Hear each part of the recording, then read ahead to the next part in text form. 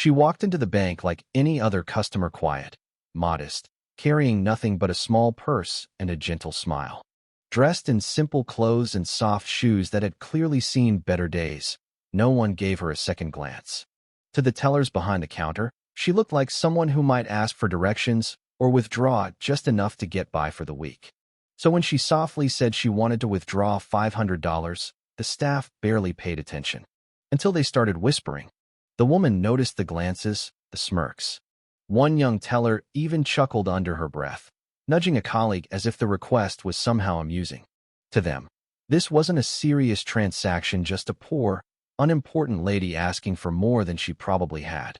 But instead of reacting with anger or embarrassment, the woman calmly stood her ground, observing everyone, her eyes sharp beneath the kindness. Then, without raising her voice, she leaned forward and said something that made the room fall silent. She asked to withdraw $2 billion, right there on the spot. At first, the staff thought they'd misheard her. Was she joking, confused, or just completely out of touch with reality? But what happened next would turn this seemingly ordinary bank visit into a jaw-dropping story that no one in that room would ever forget. Who was this simple woman, really, and why did she come prepared to shock everyone in the room? Stay tuned, because what she revealed next changed everything. The bank manager was quickly called over. He walked in with a forced smile, the kind you use when you're not quite sure if someone is being serious or pulling a prank. He asked the woman to repeat herself, just to be sure. Calm as ever, she nodded and said it again. I'd like to withdraw $2 billion. People nearby stopped what they were doing. Phones were lowered, conversations paused. Even the security guard shifted in his seat. It was as if time itself had slowed down in that small bank lobby. The manager, trying to stay professional, asked her politely, "Ma'am, may I ask why?" She didn't answer right away. Instead, she reached into her purse not for a checkbook or an ID, but for a small, folded envelope. It was worn, with creases from being opened many times before. She handed it to him without saying a word. He opened it, read a few lines, and his expression changed instantly. The smile faded, his eyes flicked up to her face, and for the first time, there was no trace of amusement. Still, no one in the room had any idea who this woman really was. She gave off no signs of wealth, no hint that she came from money or power.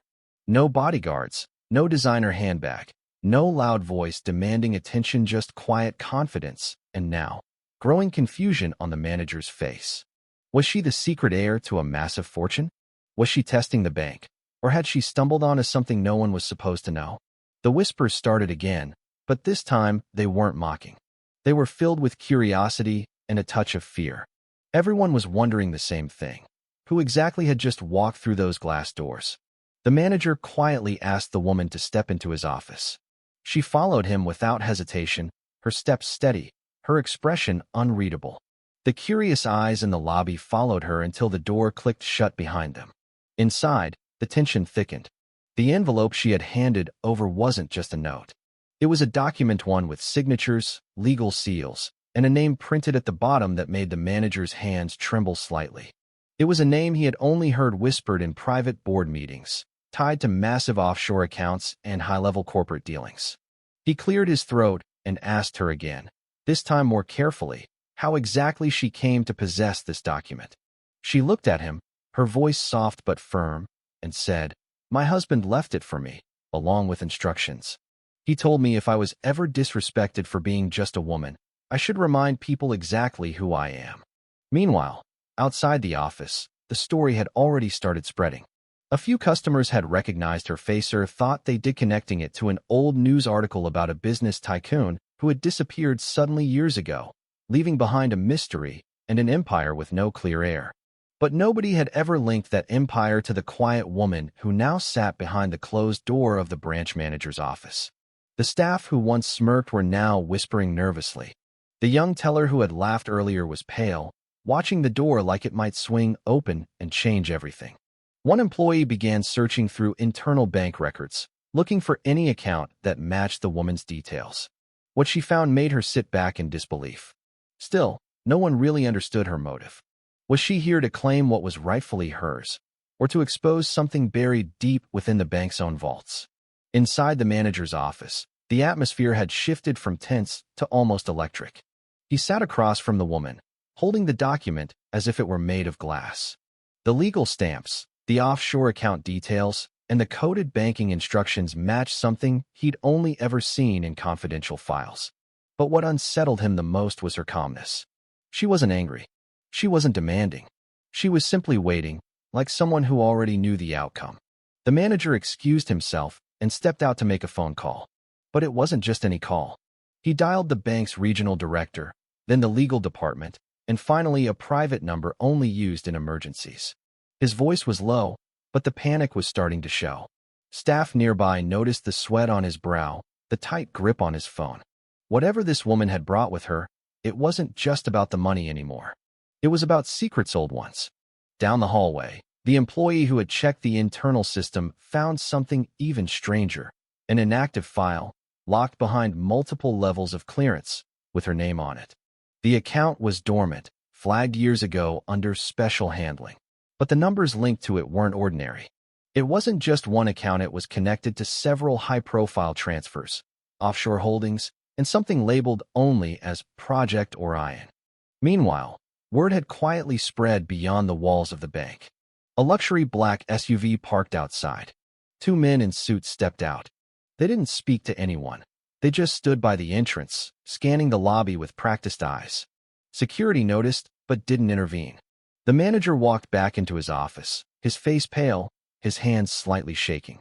He looked at the woman and said, "We may need to speak to someone from the board." She simply nodded. "I expected that." The woman sat in silence as the manager tried to steady his nerves. Outside, the presence of the two men in suits hadn't gone unnoticed. One of the senior staff quietly asked the security guard if anyone had called them, but no one admitted to it. They weren't from the bank. They weren't police. And yet their posture and calm presence suggested they were exactly where they were supposed to be. Inside the office, the woman glanced at her watch, not with impatience, but precision. "They'll be here soon," she said softly. The manager looked at her, puzzled. "Who?" he asked, but she didn't respond. Instead, she placed a second envelope on the desk. This one was newer, crisp, and sealed. "I was told to hand this over only if things reached this point," she added. His fingers hesitated before picking it up.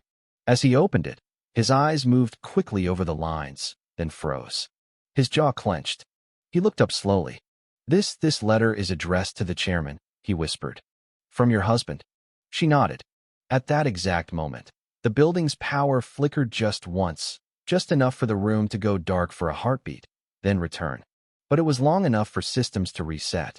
When the screens came back online, something had changed. The woman's dormant account, locked and restricted for years, was suddenly reactivated. Not just visible, but live, fully accessible. And the balance showing wasn't just billions, it was more, much more, enough to shift control. Panic quietly set in behind the scenes. Calls were being made that couldn't go unanswered. The suits outside the bank had moved, now standing just outside the manager's door. One of them spoke into a small earpiece and gave a single word. And still, the woman sat there, silent, waiting, as if this moment had been planned long before any of them even knew her name. The door to the manager's office opened without a knock. The two men in suits stepped inside, followed by a third figure, an older gentleman, sharp-eyed, dressed in a tailored navy suit. The room fell into a heavy silence as he approached the desk.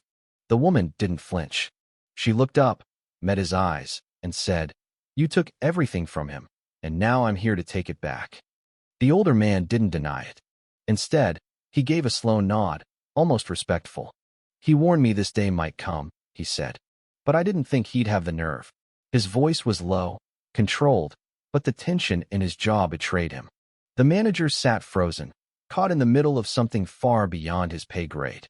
He didn't speak as the woman pushed the envelope across the desk. The older man opened it, scanned the contents, and his expression changed. What he read wasn't just a letter. It was proof documents, records, and a legal clause buried deep in the original company's founding papers. A clause naming a woman as the successor to a multi-billion-dollar trust if her husband ever disappeared under unusual circumstances. And he had. The reactivated account wasn't just holding money. It gave her control, ownership, the bank, the board seats, and the assets hidden under shell companies. Everything was now under her name. Security footage from that day would later show the older man walking out, shoulders stiff, flanked by his men. He didn't say a word. The woman stood next. She turned to the stunned manager, finally smiling. "I won't be taking out $2 billion today," she said. "I'll be transferring everything." But just as she stepped out of the office, a phone on the desk buzzed. A new alert. Another account had just been activated, one no one had known existed, in someone else's name. The room went still again as the phone buzzed once more. The manager picked it up, his eyes scanning the screen. A second dormant account, untouched for over a decade, had just gone live. But this time, the name on it wasn't hers. It was her husband's. The woman paused in the doorway, sensing the shift. She turned back, her calm now mixed with confusion. The manager looked up and said, "Your husband, he may still be alive." For a moment, everything hung in the air. Her grip tightened slightly on her purse. She walked back, took the phone gently from the manager's hands, and stared at the name glowing on the screen. A single transaction had triggered the alert, just one, a signal, perhaps, or a message. The bank remained quiet as she whispered, "He always said he had one last move left." Later that day, the woman left the building without the noise of cameras or a crowd. She didn't need applause. She had reclaimed her place, her power, and possibly a thread of a deeper mystery yet to unfold. The bank's employees watched her leave, not as someone simple, but as someone unforgettable. The whispers of mockery were long gone, replaced by respect, awe, and maybe a little fear. In the weeks that followed, the bank was forced to make quiet changes. People resigned, others were removed, and somewhere, far from that small branch, an account remained active, silent, untouched, waiting. This story wasn't just about wealth or revenge. It was about strength, about how a quiet woman, dismissed and underestimated, carried a truth that changed everything. And as the doors closed behind her, one thing became clear: never assume you know someone's story just because they walk in quietly and ask for $500.